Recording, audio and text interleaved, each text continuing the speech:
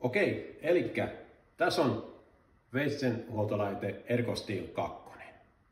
Siinä on 2 tällaista jousikuormitteista viiksiä, minkä läpi veitsi vedetään ja saadaan sillä se leikkuukuntoon. Sen lisäksi on myös tämä Ergosteel 2 Plussa, jossa on tänne kylkeen asennettu hiiliterästeroidi. Soveltuu erittäin hyvin kotitalouksiin, lahtiliivereihin tai tällaisiin paikkoihin, mihin ei ole muuta teroitusmahdollisuutta. Niin tällä onnistuu se. Ergoihin löytyy myös tällainen imukuppikiinnitteinen pöytäteline. Painetaan se pöytään kiinni, selkeä erko siihen, se pysyy siinä.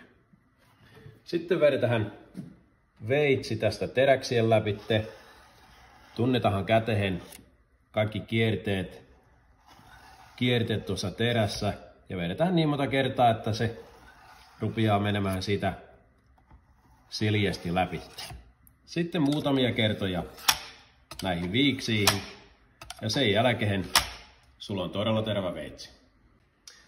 Itse olen tosiaan työskennellyt Suomen suurimmalla nautateurastamolla yli 20 vuotta ja siellä me pidetään veitset leikkuukunnossa näillä erkoilla. Tämä on todella helppo käyttää, nopea ja sillä saadaan veitsi todella leikkaavaan kuntoon.